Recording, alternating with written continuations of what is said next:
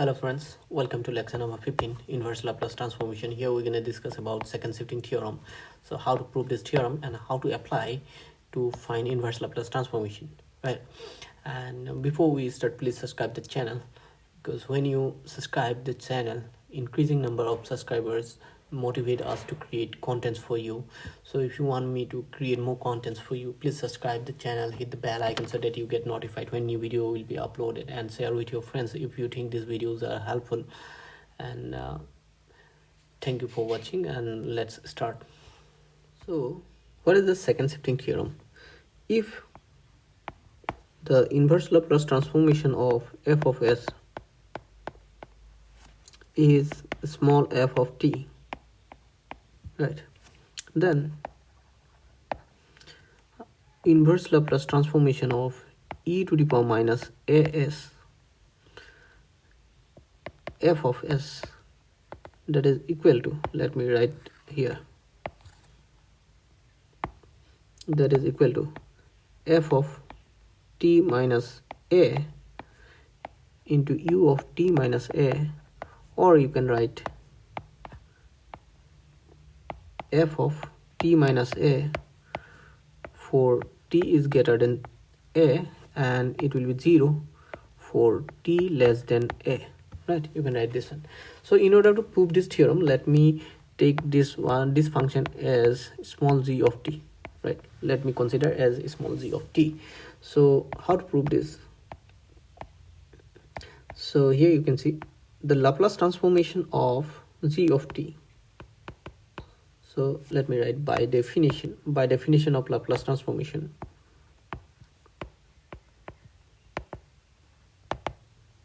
So Laplace transformation of g of t, that's gonna be equal to integration 0 to infinity e to the power minus as g of t, sorry, not as, st, that should be st g of t dt. That's what we will get.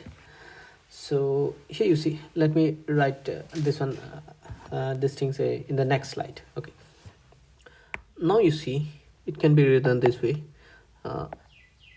0 to a, when t is less than a, so it's 0, that's why e to the power minus st into 0 dt plus, and for t greater than a, so let me write here a to infinity. So then we have to write this function e to the power minus st f of t minus a dt, right? So integration, this whole thing is 0, and integration of 0, so you know, integration of 0 dt from a to b, that's going to be always 0, remember that.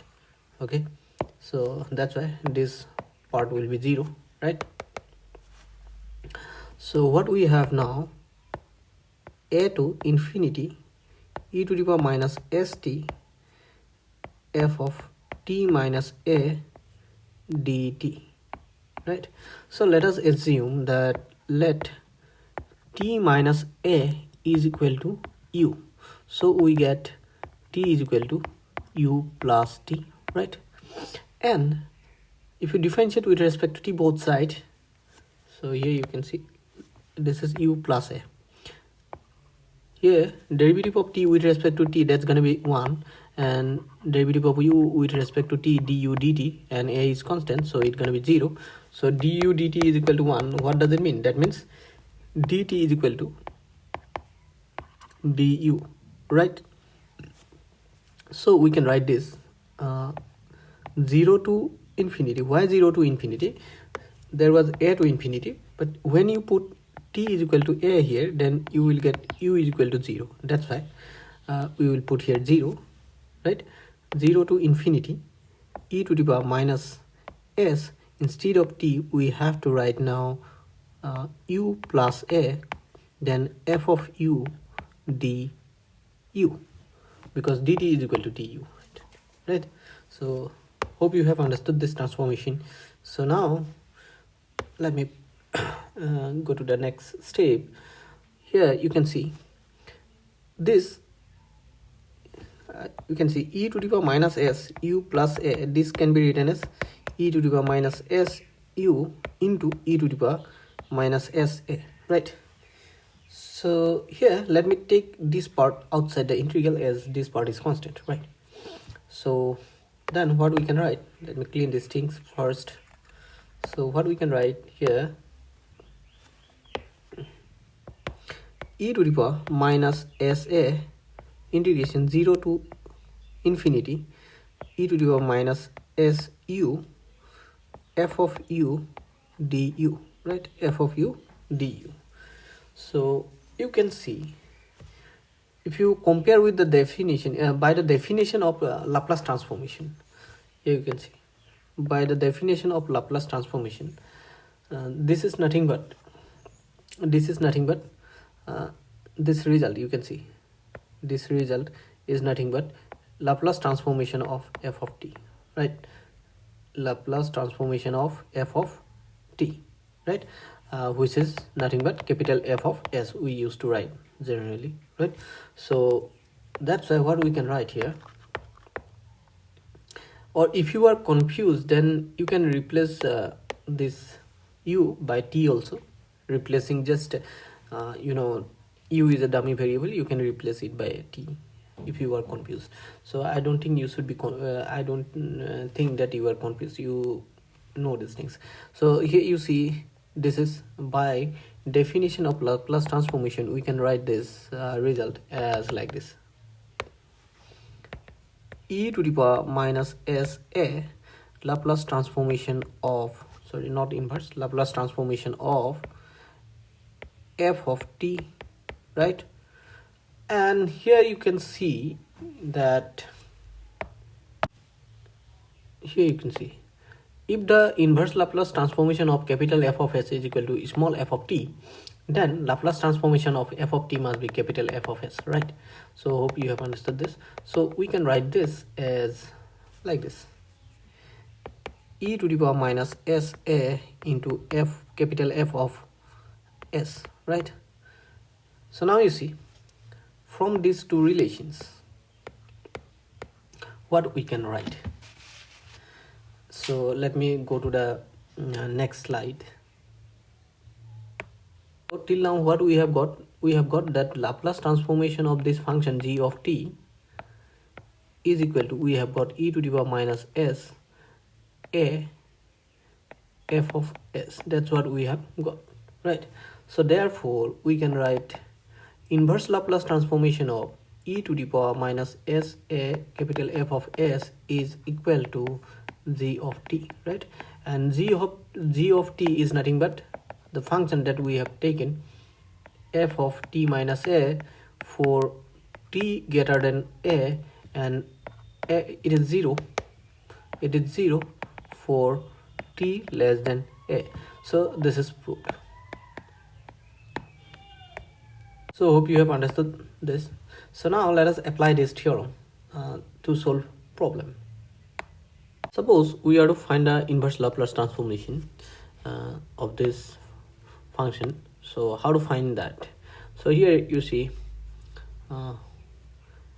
let me write first this one: s e to the power minus s by 2 plus pi into e to the power minus s divided by s square plus pi square. So which can be written as s into e to the power minus s by 2 by s square plus pi square plus pi into e to the power minus s by s square plus pi square. That's how we can write. Yes. So now then this is also can be written as e to the power minus half into s by s square plus pi square. So this first term can be written this way, right? So next one we can write pi here, e to the power minus 1 into s 1 by s square plus pi square. That's how we can write. Okay, that's how we can write.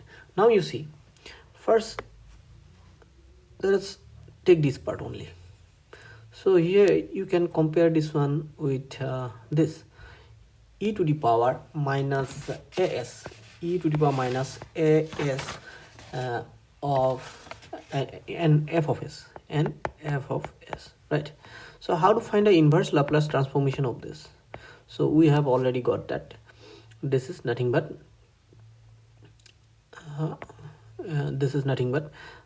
f of t minus a into u of t minus a, right? So we're gonna apply that. So here f of s is this part, right? So how to find that? First, in order to find it, what we're gonna do, we're gonna find the inverse Laplace transformation of f of s first. So here you see, first let us find inverse Laplace transformation of s by s square plus pi square. So that is equal to nothing but cos pi t, right? Cos pi t, because you see inverse Laplace transformation of s by s square plus a square is nothing but cos a t, right? So instead of a we have pi here. That's the difference. So hope you know all this formula that involved in this subject. So now that is what we have got. So inverse Laplace transformation by second shifting theorem, e to the power minus half into s of s by s square plus pi square, that's going to be equal to, suppose here you see, by second shifting theorem you will get cos pi, instead of t we're going to write t minus a, here a is pi, so t not pi. So if you compare with this e to the power minus a s f of s, then here in this case value of a is half, so t minus half, that's what we will get by second shifting theorem. So we have got cos pi this, then u t minus half, this is by second shifting theorem.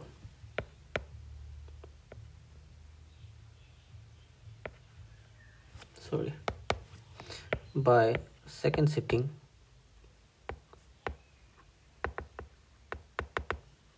theorem, right? So here you see this is your f of t, right? So by second shifting theorem, inverse Laplace transformation of e to the power minus as f of s, that is nothing but f of t minus a, right? T minus a, then u of t minus a. So f of t is this one, cos pi t, so f of t minus a it will be this, and this part is this. So hope you have understood this. Now let me copy this result and let me go to the next slide. So in order to find the inverse Laplace transformation of this part, okay.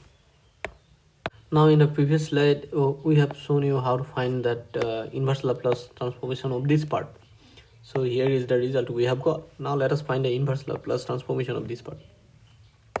First let us take this within bracket, e to the power minus s minus 1 into s, 1 by s square plus pi square, right? So first let us take the inverse Laplace transformation of this. So here inverse Laplace transformation of 1 by s square plus pi square, that's going to be equal to 1 by pi sine pi t, right? Sine pi t. So inverse Laplace transformation of this, if you compare with the result inverse Laplace transformation of e to the power minus as f of s, right, you should get f of t minus a u into t minus a, right? That's what you should get. So if you compare here these two, so that's going to be a will be equal to 1 here you see a will be equal to 1, and f of t is nothing but this one, this is your f of t, right? This is f of t, so f of t minus a will be your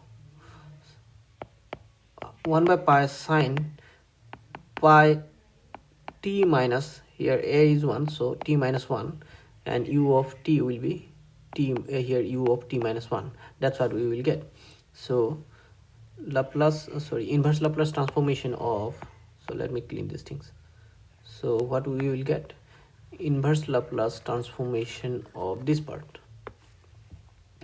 should be 1 by pi sine pi t minus 1 u of then t minus 1. That's what we got. So hope you have understood this, right? So now you see, this is also by second shifting theorem. Second shifting theorem, right? So we have got the inverse Laplace transformation of this part and this part as well. So what will be the inverse Laplace transformation of this? So now let me show you here. Just let me take this result here.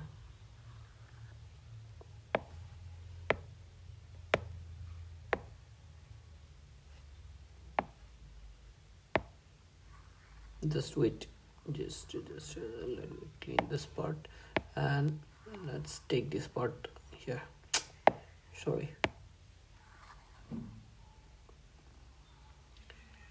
Okay.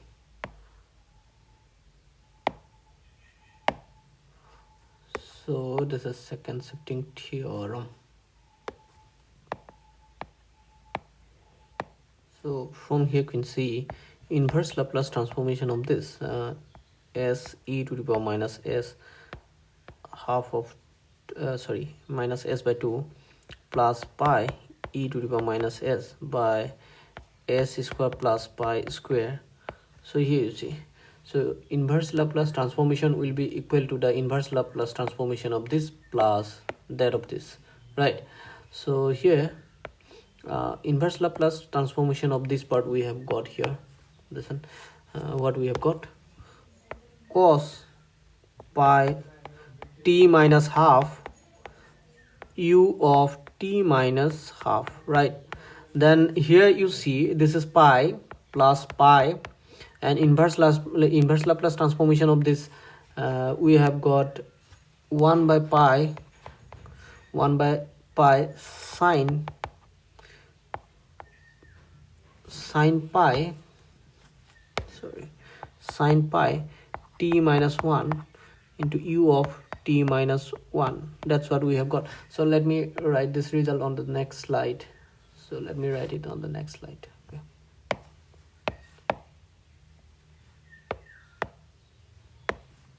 So that is what we have got. Now just you can write this cos pi t minus pi by 2 u of t minus 1 half, then here pi cancel, so sine, you can write pi t minus pi